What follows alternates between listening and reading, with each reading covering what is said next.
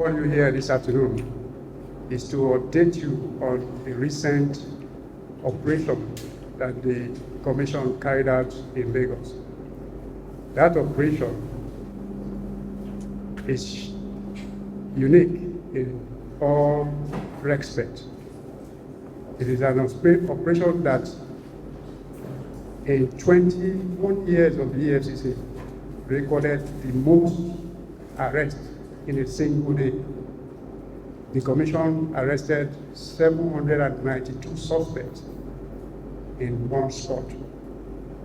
And what also distinguished this operation is because of the involvement of foreigners in the exercise.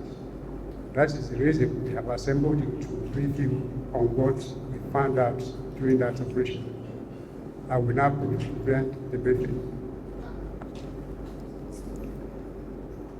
In demonstration of the commitment of President Bola Ahmed Tinubu administration to the war against corruption and financial crimes, the EFCC on the 10th of December 2024 carried out an operation in Lagos which smashed a deadly syndicate of cryptocurrency investment fraud and romance scam, arresting 792 suspects during that operation.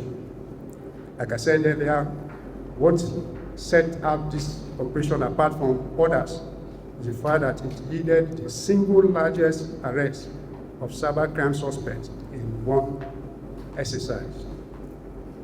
The suspects were apprehended in a surprise operation at their hideout, an imposing 7-story edifice known as Big Leaf Building, located at number 7 Oko-Jumbo Street in Victoria Island, Lagos.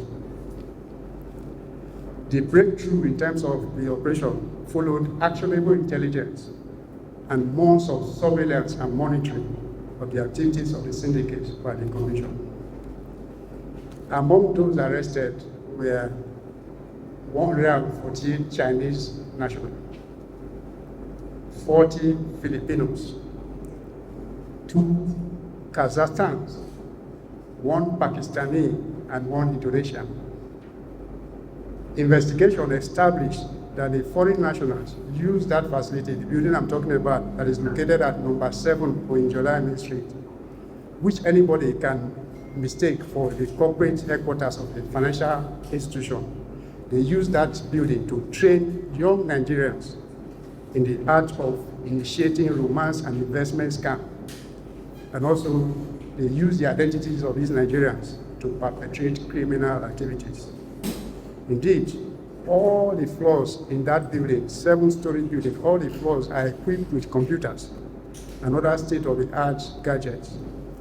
On the 5th floor of that building alone, we were able to recover 500 SIM cards of various local telcos. These were procured by these foreigners and given to Nigerians to use in cybercrime activities. Their Nigerian accomplices were recruited by the foreign kingpins to prospect for victims online through phishing, targeting mostly Americans, Canadians, Mexicans, and several others from European countries. They usually arm these young Nigerians with desktop computers, mobile devices, and create fake profiles for them. They also provide them with logs that allow them to access foreign communication lines and victims, which they chat with on WhatsApp, Instagram, and Telegram. They have also assigned to them WhatsApp accounts linked to foreign telephone numbers, especially from Germany and Italy. The job that they assign to these young Nigerians is essentially to engage in romantic conversations and phantom business and investment discussions to trick victims to shop on a purported online investment and shopping platform called www.yoto.com. I repeat that, www.yoto.com. For those who show interest in this investment, activation fee for an account on that platform starts from $35 US. So far, our investigation has revealed that the criterion used by these Chinese and other foreign nationals used for recruiting young Nigerians into their nefarious activities is ability to use the computer, especially typing skills. And once you are able to show that you have competence in these skills, they put you on through an induction process, usually a 2-week induction. And what they teach them during that induction process is how to personate female victims, females, foreign individuals in a romance scam, a romance chat, and convince victims to invest in their employers' foreign cryptocurrency investment. Once the Nigerians are able to win the confidence of the bail victims, the foreigners will take over the actual task of defrauding the victim and then proceed to block Nigerian accomplices for the network. This will then leave them in the dark about the transaction. Essentially, once they use these citizens to win the confidence of those they want to defraud, they block them out from the network. So the Chinese take over. Nigerians are just being used by these foreign nationals to perpetrate fraud. Surprisingly, our citizens who work with them do not even know who own the companies that they work for. They neither got letters of appointment or receive payment through a corporate account. What we have found is that they are paid in cash and sometimes through individual accounts.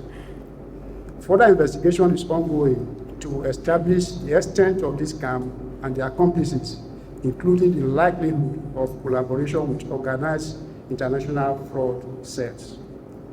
The Commission is also working closely with our foreign partners in this regard. Items that we have recovered from the suspect include desktop computers, mobile phones, laptop computers, and cars. The suspects have made statements to us, and we have also screened some of the systems that they use in these activities. They are currently being held by the Commission on a valid remand warrant, and we'll charge them to court in the next few days.